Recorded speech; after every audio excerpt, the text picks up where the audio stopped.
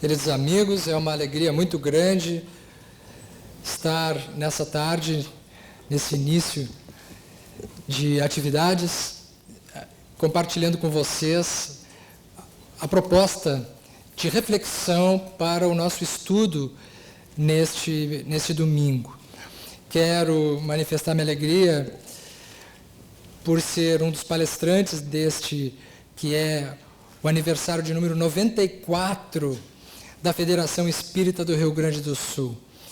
Fico sempre imaginando a alegria de Francisco Spinelli ao perceber que nós conseguimos atravessar as dificuldades que são inerentes a todas as épocas, mas que de uma forma ou de outra vamos conseguindo nos manter dentro de uma perspectiva de luta, de trabalho e de realizações. Alegria também de estar aqui com o Haroldo, que já é um companheiro frequente de encontros nas nossas atividades, e podermos também dialogar com vocês em cima de uma temática que nos parece muito importante e que a mim me toca, nesse primeiro momento, a reflexão em torno das influências, daquilo que eu pensei trazer como influências sutis dos trabalhadores espíritas. Vocês devem estar se perguntando o que são influências sutis, e esta é a proposta de nós fazermos uma reflexão em cima de fatores mais delicados, mais sutis, que nos influenciam no nosso psiquismo, no nosso campo energético, de tal forma que muitas vezes nós nem percebemos. Porque o capítulo das obsessões, o capítulo das perturbações espirituais, muitas vezes ganha ênfase em cima daquilo que é notável, daquilo que é perceptível, daquilo que é retumbante, que é contundente, né? Nós nos ocupamos muitas vezes de falar das obsessões nesse âmbito, dessa maneira. Mas nós nos esquecemos muitas vezes de abordar aquilo que é o mais frequente, porque as obsessões que nos preocupam não são exatamente aquelas que nos agridem de forma evidente e visível, são aquelas que nós não percebemos. São essas capazes de nos alterar a rota, de ter influências sobre nós, de modo que nos interfira na nossa caminhada. A grande pergunta é o seguinte: será que o trabalhador espírita ele está sujeito a perturbações diferentes das pessoas comuns? Para começar, será que o trabalhador espírita não é uma pessoa comum? Somos pessoas comuns, estamos sujeitos às mesmas interferências, mas nos parece que o trabalho espiritual ele ganha em si um caráter especial para aquele que se dedica de uma forma mais profunda a essa proposta. Nós não podemos nos esquecer que Jesus, no Sermão do Monte, ele diz assim: bem-aventurados os que são perseguidos por amor à justiça, porque deles é o reino dos céus. Nos parece que Jesus está se referindo àqueles que fazem alguma coisa, àqueles que se dedicam na prática pela sua proposta. Esses serão perseguidos, diz Jesus. Né? Que perseguições são essas? Que forma é essa de interferência que pode nos atacar e nos atingir muitas vezes quando a gente nem percebe? Vamos lá, vamos então avançar na nossa reflexão.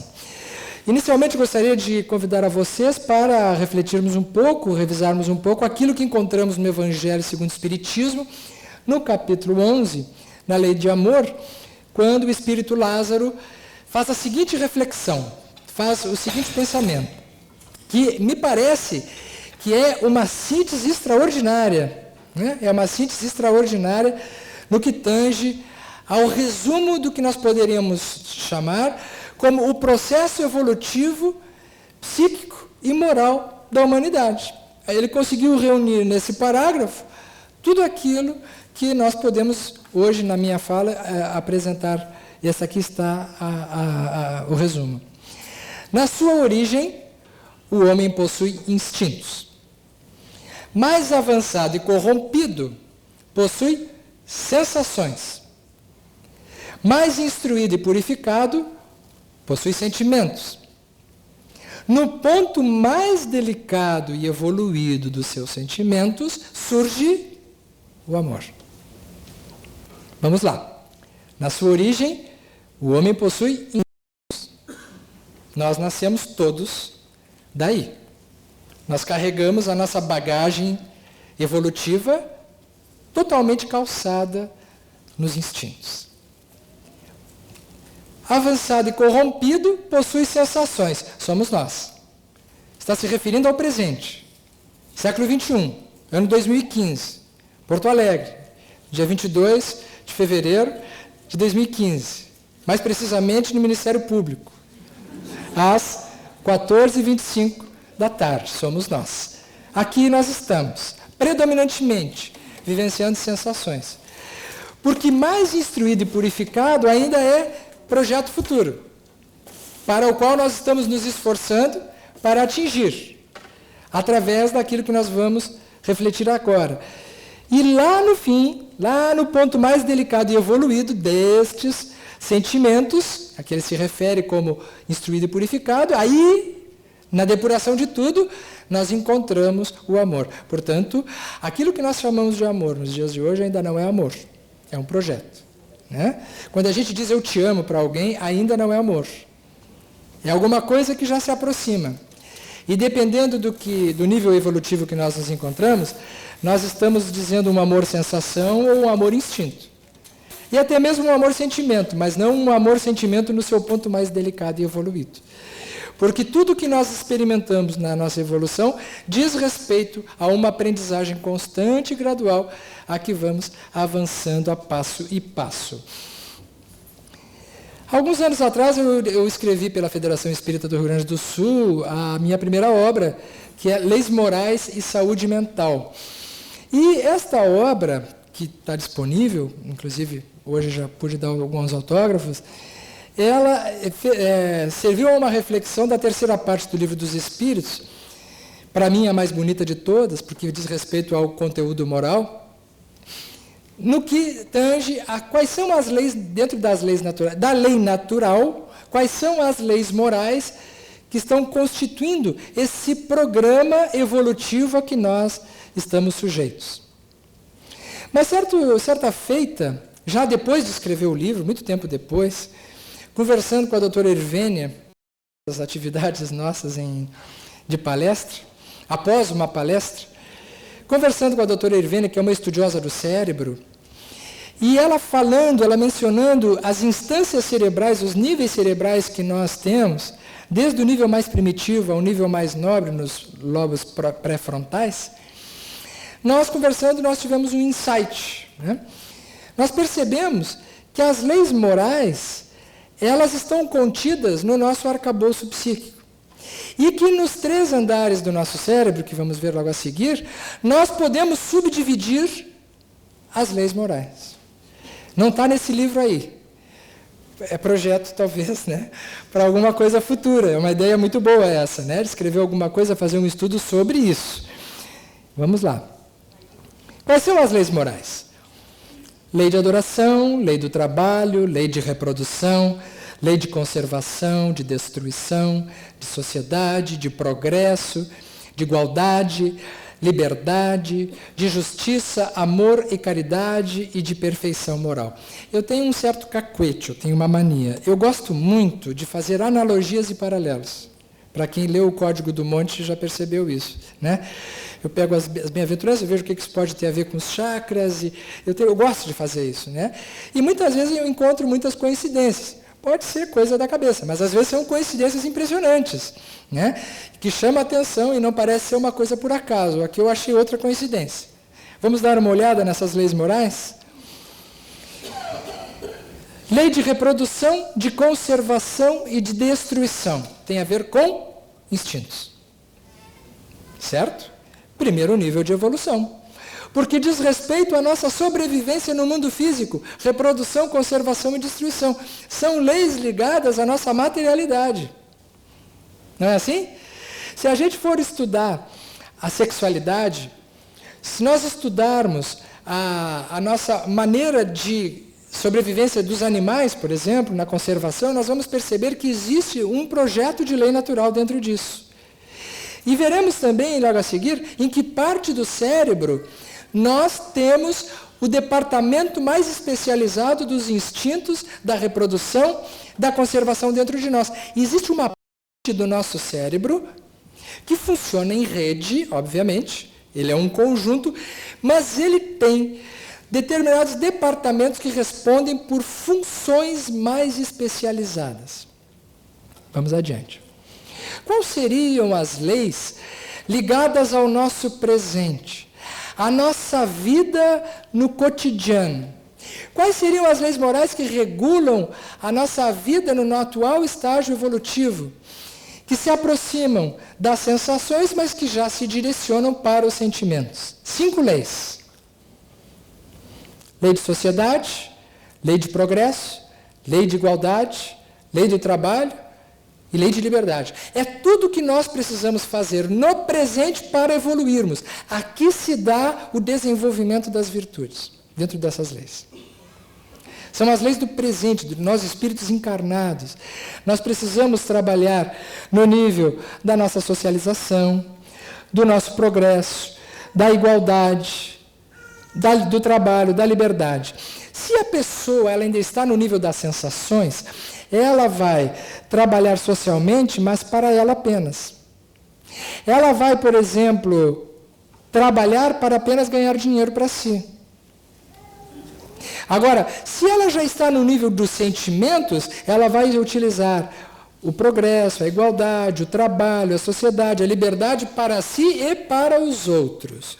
Joana de Ângeles, ela comenta que nós somos seres ainda muito vocacionados ao mal, por causa da nossa sombra. E ela situa que esse atavismo, esse arquétipo está gravado dentro de nós exatamente porque nós derivamos das espécies primitivas. Nós estamos mais próximos da nossa animalidade do que da angelitude. Nós temos mais tempo como espíritos estagiando próximo das espécies animais do que de um estágio racional e afetivo superior. Essa é uma das primeiras encarnações, talvez nossa, em que nós estamos tentando entender a espiritualidade de uma forma mais responsável, porque até bem pouco tempo atrás nós estávamos patinando em torno das questões humanas apenas e dos próprios interesses, como se nós fôssemos materialmente falando. E quais são as leis morais que têm a ver com um nível superior da nossa consciência? Será que existem leis morais relacionadas ao nosso futuro, ao vir a ser da humanidade? E não que o nosso futuro esteja apenas no futuro, é óbvio que ele precisa ser treinado hoje, que nós já temos que estar nos esforçando no hoje, mas é preciso um investimento muito grande? Parece que Kardec se deu conta disso. São 3. Lei de adoração, lei de justiça, amor e caridade e lei de perfeição moral. Dito isso, então, eu preciso associar um outro ponto, que diz respeito ao que vamos desenvolver logo a seguir, também utilizando a obra de André Luiz. Dá uma olhadinha aqui. Isso. Isso, tá bom. Isso aí. Muito bem. Vamos utilizar, então, agora o livro No Mundo Maior, de André Luiz, da coleção André Luiz, através de Chico Xavier. Nesse livro, no capítulo 3, que estuda o cérebro, Calderaro irá revelar para todos nós uma constatação científica que somente 20 anos depois é que foi confirmada pela ciência, de que o nosso cérebro ele tem 3 andares, não que seja 3 cérebros, mas é um cérebro como um edifício de 3 andares. E nesse edifício de 3 andares, nós vamos encontrar inicialmente o cérebro inicial, ali onde está circundado. E ele dirá que no primeiro nós situamos as residências de nossos impulsos automáticos, simbolizando o sumário vivo dos serviços realizados. Vamos ver. Então, são as leis morais que falamos antes. As leis morais ligadas à reprodução, à conservação e à destruição estão predominantemente concentradas na nossa área cerebral mais inicial. Os nossos instintos, nessa parte do tronco cerebral, estão as nossas áreas cerebrais automáticas, é ali que está o centro respiratório, está o centro cardíaco, as funções automáticas do organismo se dão ali. Neste campo está o nosso sistema límbico mais primitivo, as nossas emoções mais ligadas à nossa instintividade, como raiva, como medo, como tristeza, elas estão muito vinculadas aos nossos instintos também. É por isso que uma pessoa, muitas vezes, ela tem uma reação instintiva, né? E muitas vezes o ser humano ele é capaz de ter reações desproporcionais como se ele fosse um animal. Ele é um animal. Nós somos animais. O que se espera de nós é que nós não sejamos apenas animais, certo? Mas também nós temos que tomar muito cuidado em negar que nós somos e viemos dali. Porque muita gente vira anjo negando a sua animalidade. Isso é muito perigoso. Porque nós precisamos ter um projeto de asas para o futuro, mas com os pés no chão. Porque senão é um processo de progresso falso e instável, né? No entanto, dentro destas leis morais, nós vamos encontrar algumas dificuldades, que são, se o indivíduo ele permanece indefinidamente na área dos instintos, ele está sujeito a determinadas perturbações espirituais mais dramáticas. No capítulo seguinte, e logo em seguida já vamos avançar, no capítulo 4, o André Luiz ele recebe as informações de Calderaro a partir de um estudo de casos. Resumidamente, é mais ou menos o seguinte: um homem com muitas posses, uma pessoa muito rica, adotou uma criança que ele criou como filho. Mas ele criou como filho entre aspas, é aquele filho que a pessoa pega para botar para trabalhar, para ajudar nas atividades. E aquele menino nunca se sentiu filho. Ele se sentiu meio empregado, escravo. Quando ele chegou mais ou menos a uma determinada idade, ele chegou para o seu tutor, para o seu padrasto, e lhe cobrou os direitos dos anos que ele trabalhou. E o tutor, o chefe, o pai, olhou para ele e disse: não, mas eu te tratei como filho esse tempo todo. E dali surgiu uma discussão. Ânimos acirrados, muita cólera, muita raiva. O rapaz pega uma arma e mata o seu pai. Tutor. Enfim, morreu. O que ele fez? Ele fez o que a maior parte das pessoas ainda fazem. Ele tentou esconder o crime. Esconder o crime. Como só ele sabia, ele forjou como se o pai tivesse sido assassinado, foi até o cofre, retirou uma considerável parte da fortuna que ele estava, mas cuidou de manter intacta uma boa parte, de modo que não parecesse ser ele. Como se fosse um assalto fortuito de alguém que não teve tempo de levar tudo. E foi facilmente despistado da investigação que pudesse levar a ele, até porque foi logo ele em seguida que chegou e descobriu e se comportou de uma forma bastante pungente, assim, se emocionando muito. Resultado disso, passaram-se os anos, o crime não foi desvendado, ele se tornou muito rico, mas ele não sossegou, porque algo ficou na sua consciência. E o padrasto voltou e ficou grudado, como se fosse um musgo na pedra úmida, no campo onde? Dos instintos e no segundo andar do cérebro, no cérebro intermediário. Porque ele, através da culpa, ele não podia falar para ninguém, mas ele não tinha como se inocentar. Então, para aliviar a sua consciência, ele casa, a sua esposa é uma pessoa maravilhosa, lhe dá uns quantos filhos, que são o tesouro da sua vida. Mas todas as vezes que ele chega em casa, ele não consegue aproveitar a família, porque algo não lhe deixa ter paz. Então, ele se joga no trabalho. Passa a trabalhar fim de semana, passa a trabalhar ininterruptamente para fugir. É quando a lei do trabalho deixa de ser um projeto evolutivo e passa a ser uma fuga.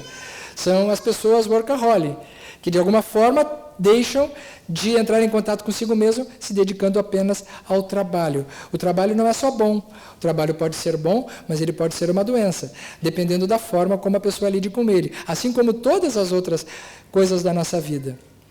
O trabalho de Calderaro, então, se dá a partir de uma tentativa de ocasionar o perdão entre aquele que desencarnou e aquele que foi o seu assassino.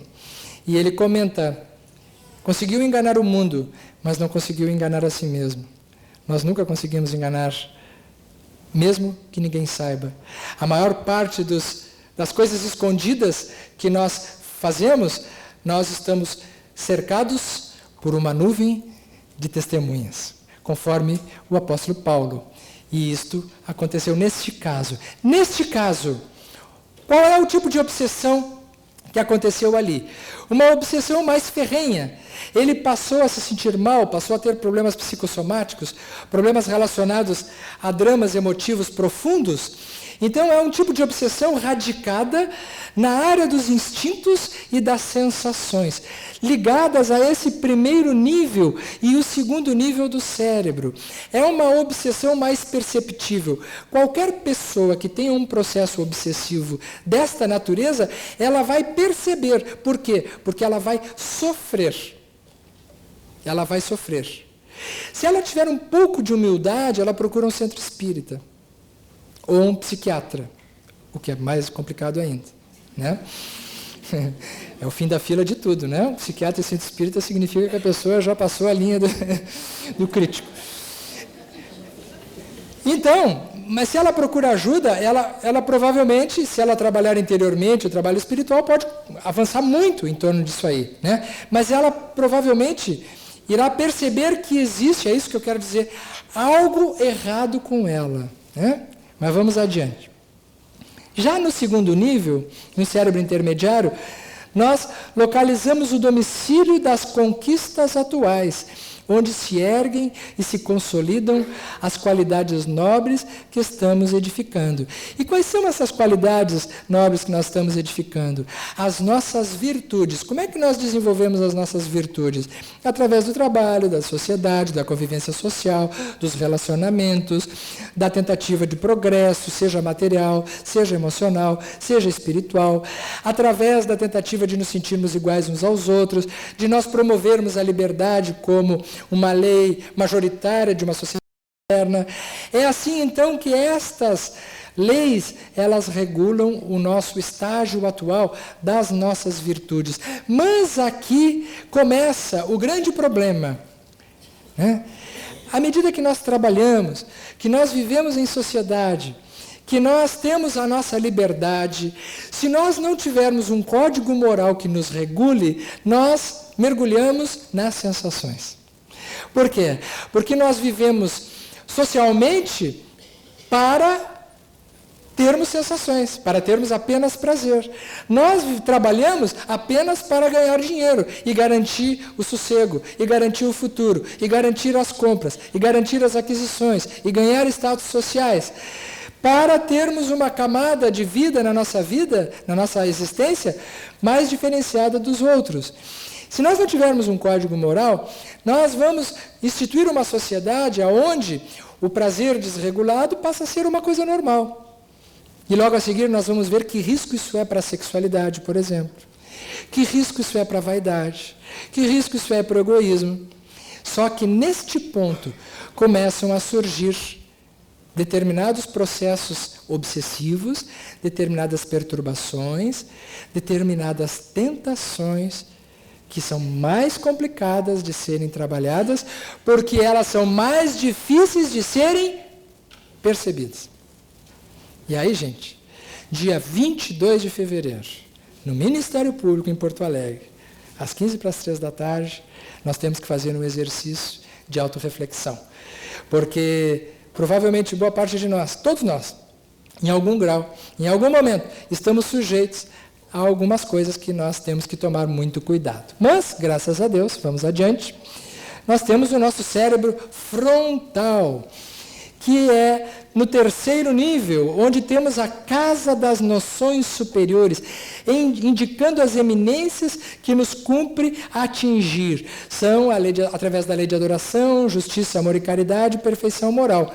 Obviamente que o contato, a existência com a espiritualidade, nós exercitando o nosso contato com a espiritualidade superior, através da caridade, do amor ao próximo, do sentimento de justiça vivenciado, e nos esforçando para ser melhores, nós então inauguramos dentro de nós um jeito de ser diferente do da pessoa comum. Não é? Só que, vamos refletir. É possível que a pessoa esteja apenas nesse nível? Não.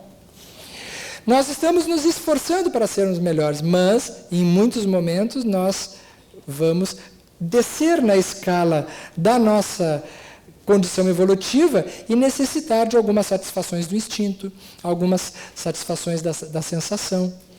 Então, esse raciocínio que estamos fazendo agora aqui, ele precisa ser entendido de uma forma dinâmica, e não de uma forma estática, não de uma forma estanque. Porque todos nós estaremos, em algum momento, trabalhando para avançar mais, né, entre recuos e avanços, a partir do ritmo pessoal e individual que cada um tem. Vamos lá.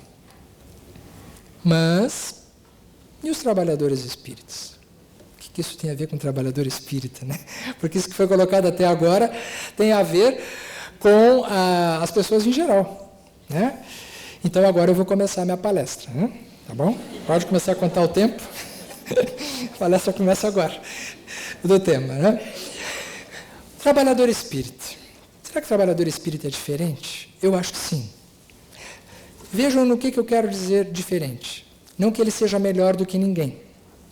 Aliás, é um risco nós nos considerarmos dessa forma. Mas somos diferentes no sentido de que, ao aderirmos a uma ideia superior, nós atraímos para nós pensamentos de oposição, de espíritos muito treinados para a desarticulação dos nossos propósitos e das nossas conquistas. Não temos dúvida alguma que os graves problemas obsessivos, os mais modernos, que nos atingem diretamente, têm a ver com esta maneira de influenciação, que chamamos de influenciações sutis. O trabalhador espírita que venha a se dedicar realmente a um trabalho de crescimento espiritual e de um trabalho genuíno de responsabilidade com o trabalho espiritual, ele estará fortemente sendo influenciado por espíritos superiores que lhe darão amparo, que lhe darão suporte, que lhe trarão benefícios incalculáveis para a sua vida pessoal e para o seu progresso humano, mas também estará sendo vigiado de perto por entidades inferiores que estudarão demoradamente quais são os pontos frágeis morais desse trabalhador, para que em algum momento ele possa ser atacado nestes terrenos, nesse campo, e venha a vacilar na sua caminhada. Eu gostaria de fazer uma reflexão impessoal a partir de agora, né? Que é de algumas situações que nós observamos, via de regra, nos trabalhos espíritas. A gente viaja muito, somos espíritas desde o nascimento, somos seres humanos sujeitos à influência também, sofremos em nós muitas influências. Então, é uma reflexão que serve para nós meditarmos o que pode muitas vezes estar acontecendo com determinados grupos, com determinadas pessoas, e aonde possivelmente isso esteja ligado com esses níveis mais inferiores do nosso estágio evolutivo, dando sintonia a esses espíritos que nos influenciam. Por exemplo,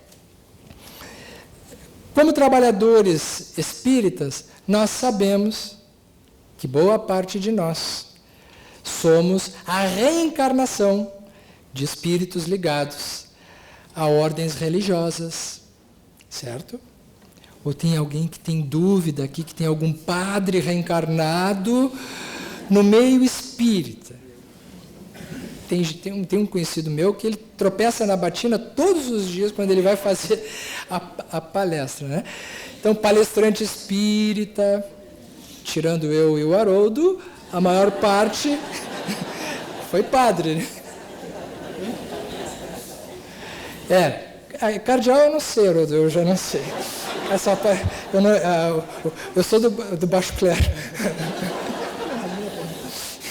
Isso aí é com ele. Se ele vem depois.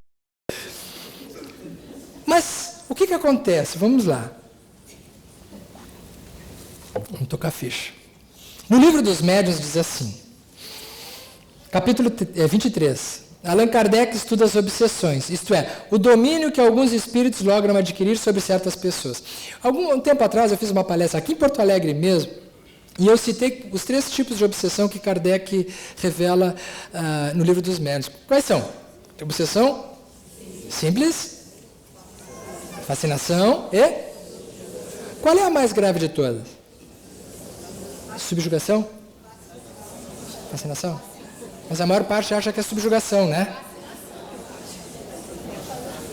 Eu achava que era subjugação, até aquela palestra. Quando eu terminei a palestra, eu falei que a subjugação era o mais grave, porque aquela que o espírito possui totalmente o encarnado, é preciso fazer quase uma sessão completa de... Enfim, e é mais dramática, nós acostumamos a acreditar que esse é o tipo obsessivo mais perigoso de todos, e eu falei isso numa palestra. Quando terminou a palestra, um confrade nosso, mais com do que frade, né? Porque tem uns que são mais frade que com. Ele disse assim, Sérgio, está enganado. A subjugação não é o mais grave. Eu digo, não, é sim, está lá no... Mas onde é que Kardec disse isso? Ele era um estudioso, ele nunca tinha prestado atenção, Kardec nunca falou isso, que subjugação era o mais grave. Né? O mais grave de todos é a fascinação. Por quê? Porque o médium fascinado não acredita que o estejam enganando. O espírito tem a arte de lhe inspirar confiança cega, que o impede de ver o embuste de compreender o absurdo de que escreve, ainda quando esse absurdo salte aos olhos de toda a gente. Precisamos lembrar que na época de Kardec, o tipo mais comum de mediunidade de revelação era a psicografia. Certo? Mas é óbvio que o que ele está colocando aqui serve para qualquer tipo de mediunidade e serve para qualquer tipo de trabalho. Não é preciso ser médium de casa espírita para estar sujeito à fascinação. Né?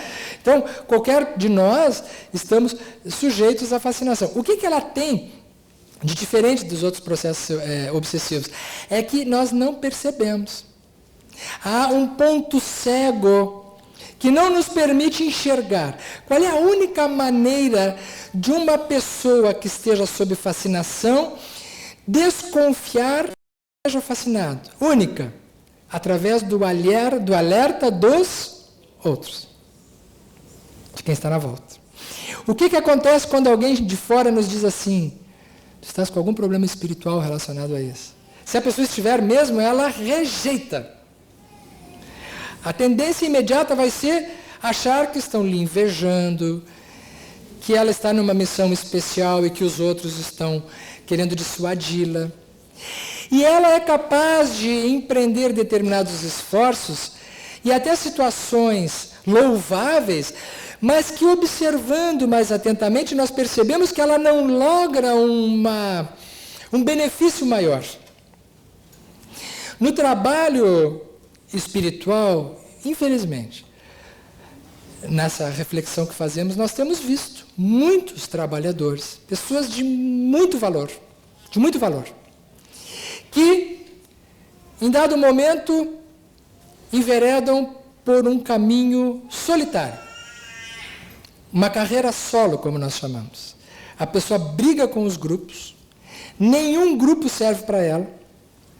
Ela começa a se desagregar de todo o tipo de convivência e nunca nenhum trabalho é tão bom e nenhum grupo é tão bom que ela possa estar. Então, o que ela faz? Ela cria um movimento próprio em torno dela mesma.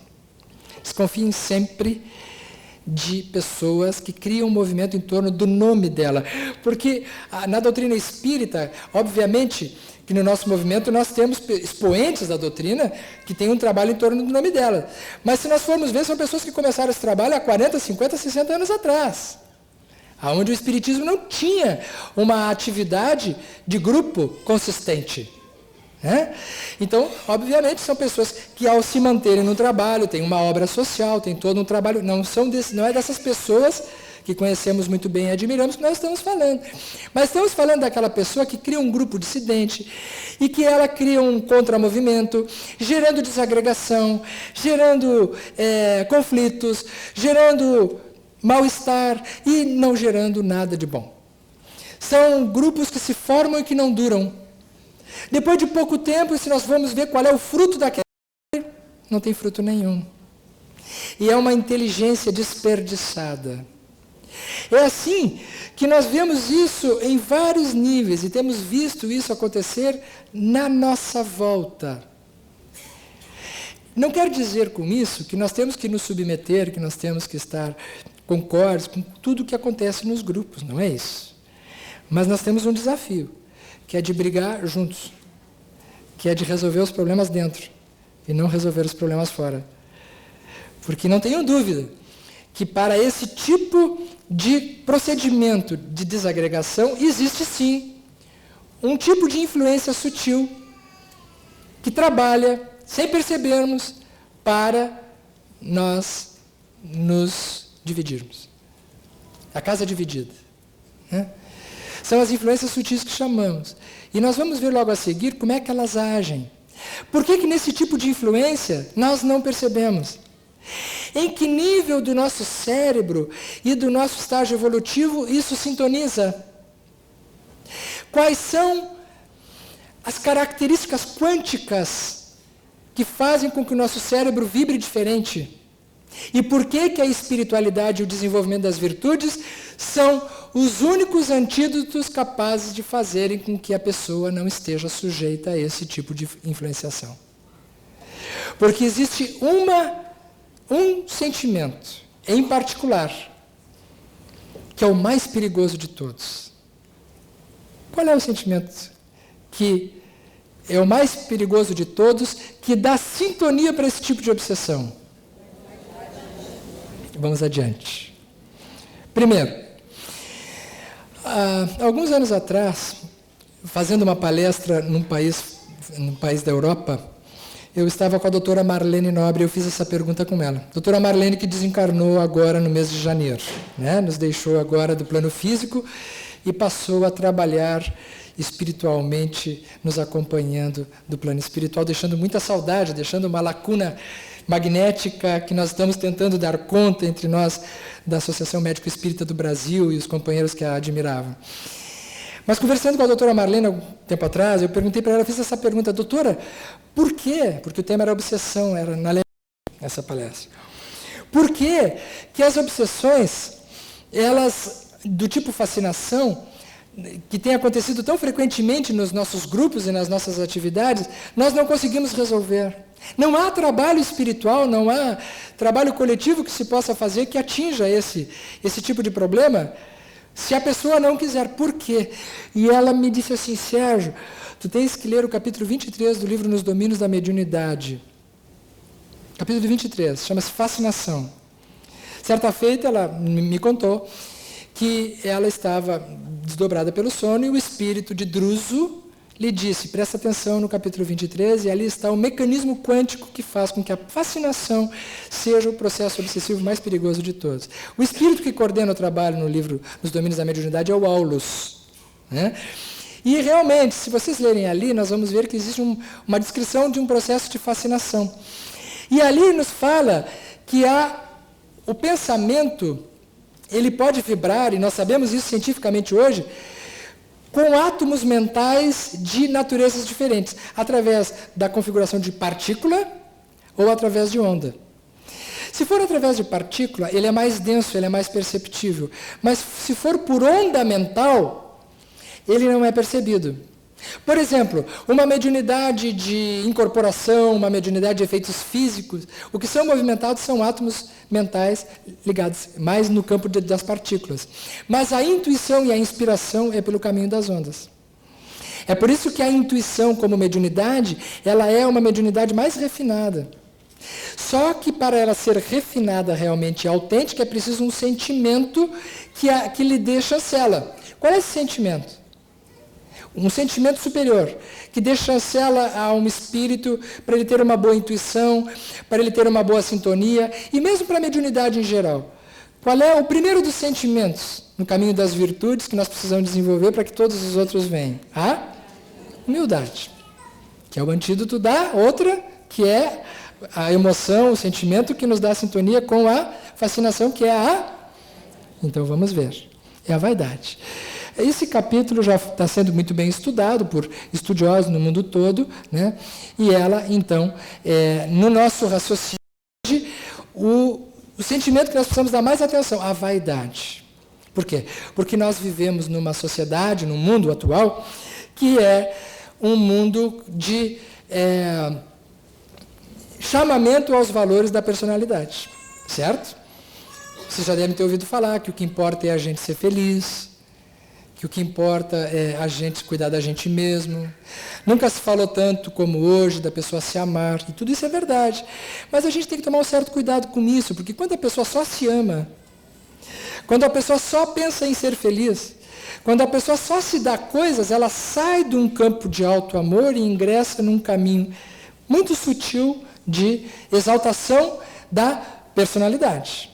Então, essa linha tênue entre cuidar de si mesmo e cuidar do seu ser, ele é muito de foro íntimo. Mas esse foro íntimo, ele precisa muito ser percebido de uma maneira em que os outros também entram nisso, né? No período do Freud, se falava muito que, e nós, como espíritas, nós dizemos muito isso, né? Que a pessoa evolui olhando para si mesmo. Conhece-te a ti mesmo. O trabalho todo da psicanálise é no sentido da pessoa se conhecer, de fazer um trabalho de introspecção. Mas hoje nós falamos na possibilidade da outrospecção, que é de nós desenvolvermos empatia também. É preciso olhar para si, mas é preciso olhar para os outros também nesse sentido. Espera aí, porque se eu olhar só para mim, eu posso achar que eu estou fazendo uma grande coisa, eu posso estar fazendo uma coisa desconectada do que seja o melhor, por causa desse mecanismo. Há processos obsessivos de fascinação em que o indivíduo se convence de que ele está fazendo o melhor. E se ele não tiver uma leitura coletiva em torno das pessoas, quais são as pessoas que estamos falando? São as pessoas de bom senso, são as pessoas que são amigas, são as pessoas que querem evolução. Devemos desconfiar sempre quando 3, 4, 5 pessoas chegam para a gente e dizem assim, você está equivocado em alguma coisa. A chance de nós estarmos equivocados é muito grande. É muito pouco provável que nós estejamos descobrindo alguma coisa nova nesse momento, que ninguém sabe, que nunca ninguém pensou, e que todos os outros que estão contra estão errados, e só eu esteja certo. Se pensando assim, é bom de começar a desconfiar que ela possa estar sofrendo um processo de fascinação. Porque nesse momento da humanidade, gente, não tem mais nada para ser descoberto. Nós temos que ampliar conceitos que já existem. Né? É por isso que o trabalho da doutrina espírita é um trabalho de grupo, é um trabalho de rede. Não pode ser um movimento em cima de pessoas, tem que ser um movimento em cima de ideias, de propostas. Eu, desde o início, quando eu comecei a editar os livros, eu tomei o cuidado, isso não é uma crítica a quem tenha obras, tá? Porque eu conheço muitos companheiros que têm obras que precisam ser mantidas, inclusive pelos livros que ela escreve. Ótimo. Não é esse o ponto. Mas, particularmente, eu tomei o cuidado de doar os direitos autorais para a federação. Né? Por quê?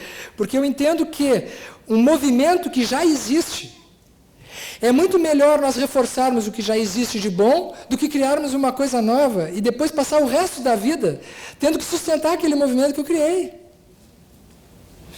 Eu não preciso criar mais um lar de idosos, um lar de crianças no meu nome. Já existem muitos precisando de ajuda.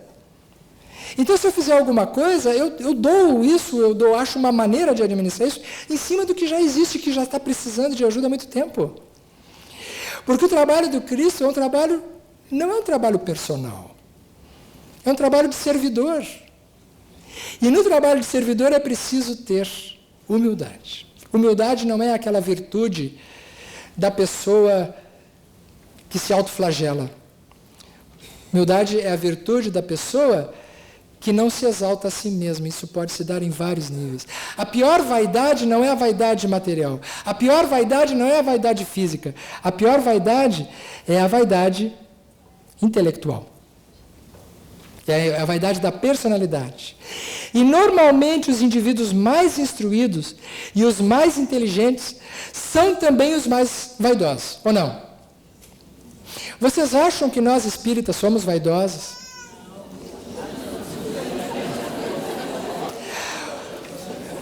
Vamos fazer uma reflexão simples, gente.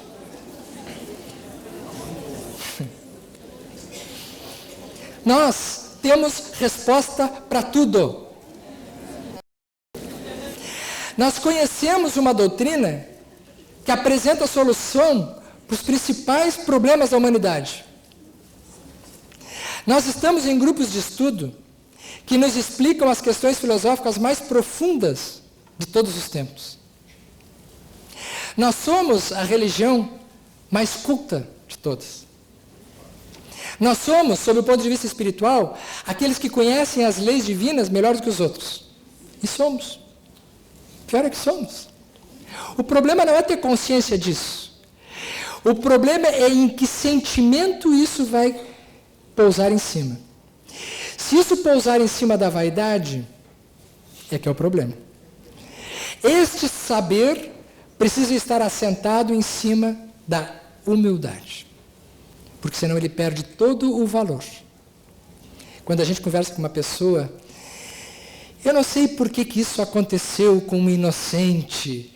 Deus não existe, nós já ficamos pensando, eu sei por que isso existe, né? Isso é a reencarnação, é a lei de causa e efeito, ninguém sofre por acaso. A gente fica louco para dar um monte de explicação, e se der uma brecha a gente começa a explicar. Daqui a pouco tem uma roda em torno da gente, a gente está dando ESD 1, ESD 2, ESD 3, ESD... Não é? Eu vi uma pessoa, um companheiro nosso, né, muito experiente, muito conhecedor da doutrina espírita, que certa feita desencarnou na minha cidade, um amigo muito conhecido no movimento espírita, e obviamente que a esposa dele, a viúva, estava muito sentida. Né? E ele estava lá, né, junto comigo, do meu lado, e na hora que foi fechar o caixão para que ele fosse lá, ela teve uma crise de choro, e se abraçou nele, disse que ele seguisse evoluindo espiritualmente, que ia sentir muita falta dele, chorou com emoção, chorou de verdade, assim. E esse companheiro olhou para mim e disse, para que serve o espiritismo? Não aprendeu nada. Não aprendeu nada. É nessas horas que a gente tem que... Ele não é casado nem tem filhos. Aí é fácil. É? O conhecimento não pode servir para nos distanciar como pessoas. E para nos esfriar como seres. Uma coisa é eu saber que aquele que desencarnou vai para uma situação melhor. Mas a outra coisa é saber que a saudade, a tristeza, a falta magnética, o vazio energético da pessoa que partiu, ele vai demorar um tempo para ser completado. E nesse tempo cabe a tristeza, cabe a saudade, com o conhecimento espírita. Então, se o conhecimento não estiver calçado em cima do amor, da humildade, das virtudes, ele fica calçado em cima da vaidade, do conhecimento racional, da avaliação fria. No meu centro espírita, eu sou trabalhador espírita, mas às vezes eu não estou bem. Às vezes eu não estou bem. Muitas vezes eu não estou bem. E certa feita, várias vezes eu vou receber passe no centro espírita que eu frequento, no mesmo trabalho que todo mundo. E é comum ouvir isso. Quando eu estou na fila do passe, alguém atrás diz assim, tu tomando passe? Eu digo, poxa, se me enxergar na fila do banheiro, então vai pensar o quê, né? Como assim, né?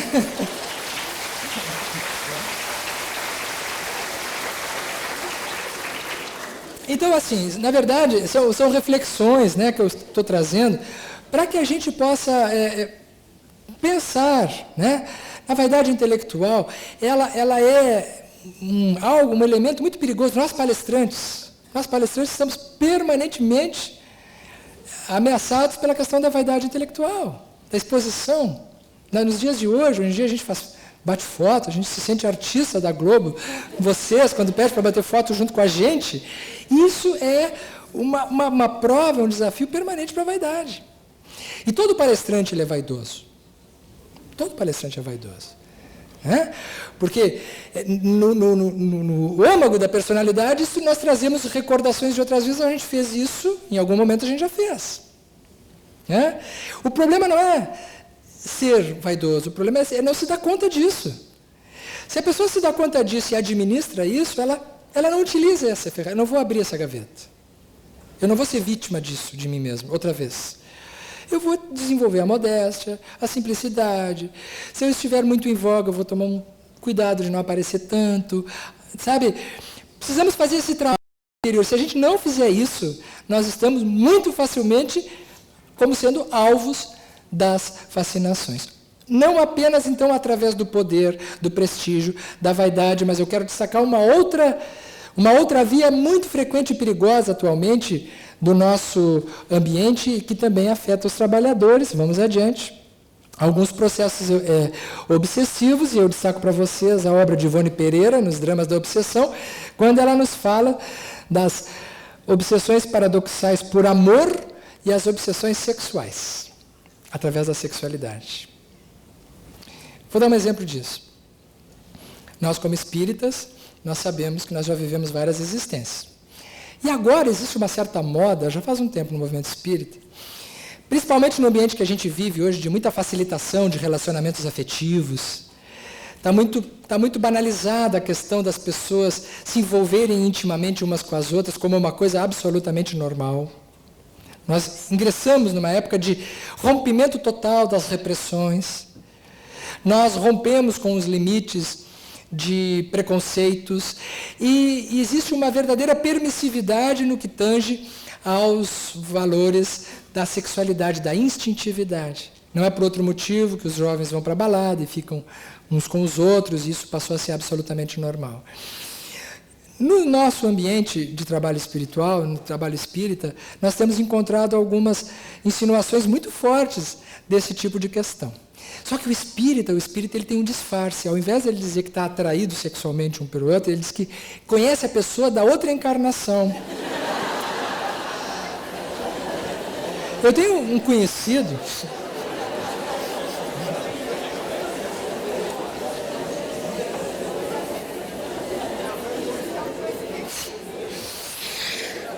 Eu lembrei agora de um casal. Um casal não.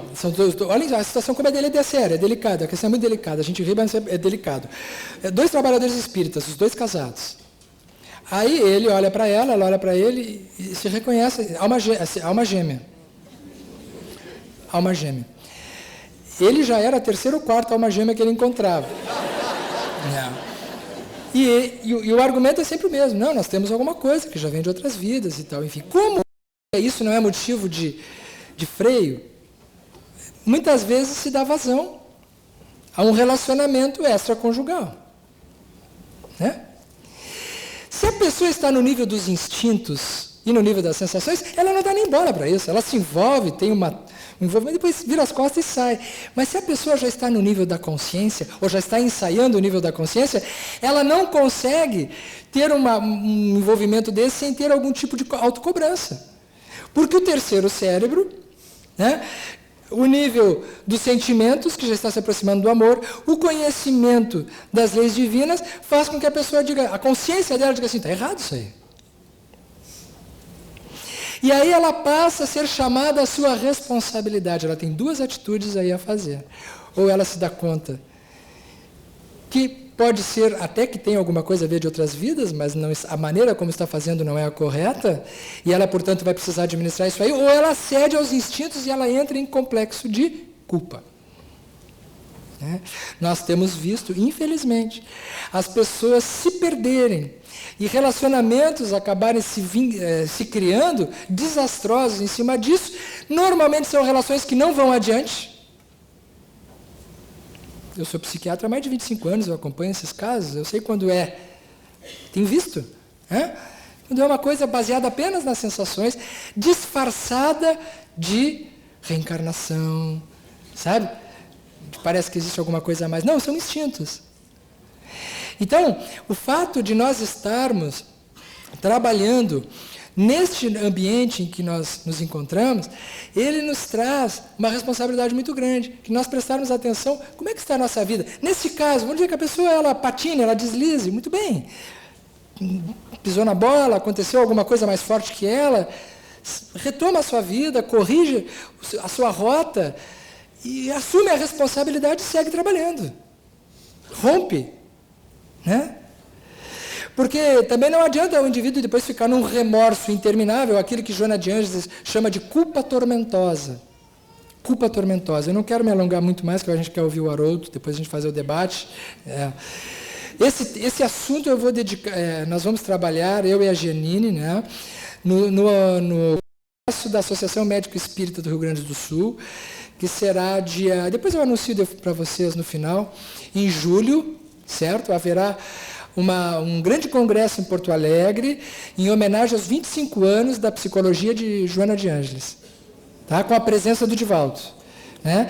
E eu e a Janine vamos apresentar um seminário sobre relacionamento afetivo conjugal dentro da psicologia da Joana de Ângeles. Então, vamos deixar para mais adiante, a gente já sabe fazer um marketingzinho também, a gente anuncia, deixa assim já todo mundo... Vamos adiante.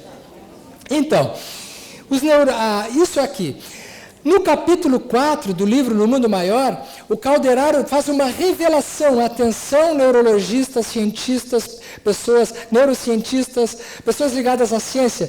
Ele faz uma revelação, lá em 1947, no livro No Mundo Maior, que a ciência ainda hoje não chegou. Porque ele já fez revelações nesse livro que a ciência já chegou. Mas esse aqui ela ainda não chegou. Ele diz... Há neurônios sensitivos, motores, intermediários e reflexos. Existem os que recebem as sensações exteriores, mas agora, e os que recolhem as impressões da consciência. Calderaro diz que existem neurônios que recolhem impressões da consciência. Isso não foi detectado pela ciência. Mais recentemente, o que foi mais observado são os chamados neurônios espelho. Né? O Dr. Risolati agora está vindo no final do mês a Porto Alegre, no Congresso do Cérebro, Comportamento e Emoções, vai falar sobre neurônios espelho. Isso é uma coisa. Mas neurônios responsáveis pela consciência a gente não ouviu falar ainda. André Luiz antecipando a ciência novamente. Isso aqui nós vamos ouvir falar. Significa o quê? Que nos lobos frontais, lá onde está, possivelmente, isso é uma hipótese, isso é um exercício, né, de raciocínio, existem neurônios especializados a capturar as impressões das nossas instâncias superiores. Se nós estivermos trabalhando na caridade, no amor, nós estamos gerando informações para esses neurônios, que nos devolverão informações novas, fazendo com que o cérebro funcione diferente. Então, aqui está a boa notícia do nosso encontro. Se nós fizermos um forte investimento na ética, no amor, na caridade, na consciência, nos valores morais, nós estamos investindo em áreas nobres do nosso cérebro que não foram até então reveladas. Gerando saúde, gerando bem-estar e gerando aquilo que nós precisamos gerar no nosso mundo físico. Foi ele que nos ensinou que nós temos potenciais adormecidos dentro de nós, que nós temos uma capacidade de nos erguermos da nossa animalidade, de sairmos do nosso egoísmo, de sairmos do nosso mundo pessoal e ingressarmos num universo novo de possibilidades. Aqui a doutrina espírita já nos dá chance de conhecermos mais profundamente, mas sem perdermos o canal de vinculação com o nosso Mestre Jesus. Não são poucos os trabalhadores espíritas, alguns que já estão nos deixando através da desencarnação, que estão nos deixando um exemplo de uma vida digna, de uma vida grandiosa, de um exemplo de trabalho pungente e consistente dentro do campo do conhecimento espírita. Entre elas, não poderíamos deixar de falar na nossa querida doutora Marlene Nobre, que desencarnou há pouco tempo. Ela que é a criadora da Associação Médico Espírita do Brasil e a Associação Médico Espírita Internacional, que este ano está completando 20 anos de existência, a Associação Médico Espírita do Brasil. Foi ela que criou essa conexão ciência, saúde e espiritualidade no exterior. Hoje existem congressos nos quase todos os países da Europa, nos Estados Unidos, através do trabalho solitário da doutora Marlene. Quando ela, lá no início dos anos 90 e logo a seguir, certa feita, ela através da mediunidade dela, percebeu a presença de Leon Denis. E Leon Denis perguntou para ela por que ela não estava apresentando trabalhos dentro da visão espírita na Europa. E ele disse para ela, mas mestre, eu não fui convidada. E que ele sorriu para ela e disse assim, Marlene, tu estás esperando ser convidada para fazer um trabalho? E desapareceu. E desde então ela começou a organizar congressos na Europa por conta dela mesma. E hoje nós vamos todos os anos à Europa, num grupo grande de colegas e palestrantes, reunindo médicos, psicólogos, cientistas do mundo todo em grandes eventos. Só nesse ano no Brasil, agora em junho, nós vamos ter o Mednesp em Goiás, com a presença de mais de 100 médicos fazendo palestras acerca do tema saúde e espiritualidade, com a presença do Dr. Pim Van Lommel, com a presença do Dr. Mário Borregar, autoridades, neurocientistas do mundo todo que estarão presentes, graças à doutora Marlene, obviamente sob o amparo do Dr. Bezerra de Menezes. Fazia 15 dias que o marido dela tinha desencarnado. Ela nos contou isso pessoalmente, mas isso é conhecido publicamente. Dr. Freitas Nobre, que todos conhecemos, muitos de nós conhecemos como um dos grandes políticos do Brasil, desses que a gente tem saudade, desses que a gente tem vontade que retornem ao cenário nacional para que a gente possa se orgulhar novamente da política. Dr. Freitas Nobre, que foi líder do Congresso Nacional em tempos difíceis do Brasil, espírita, com todas as letras, esposo da doutora Marlene Nobre, havia desencarnado há 15 dias. A doutora Marlene estava ainda bastante sentida, bastante tocada do desencarne do seu esposo.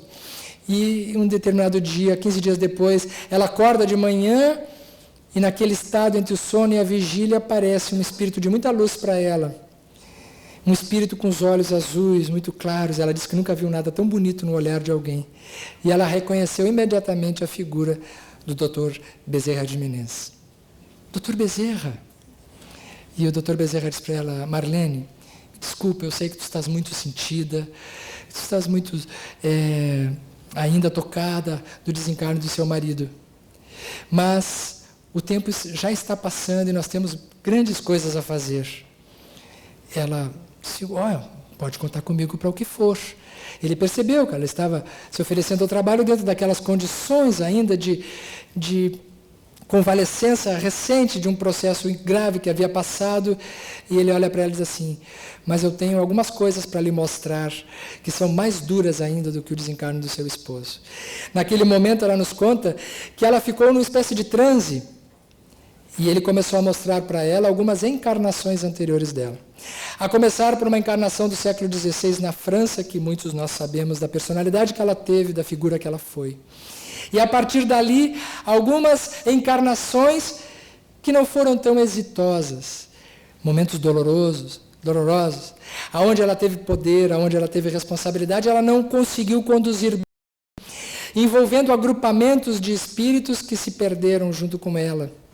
E aí ela tem a revelação do Dr. Bezerra que esses mesmos espíritos já estavam reencarnados, se propondo a trabalhar junto com ela.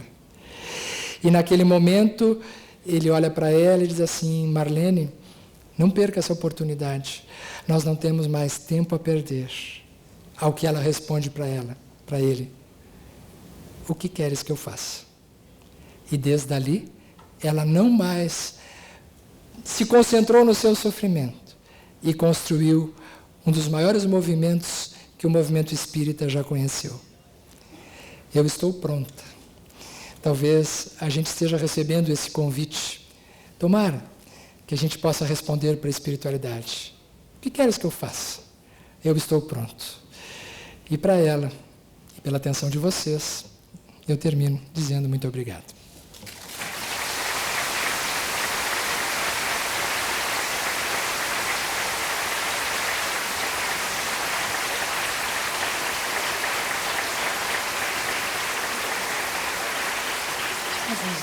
Só mais um minutinho, gente, aqui. Pode passar mais um. Seminário que eu prometi divulgar.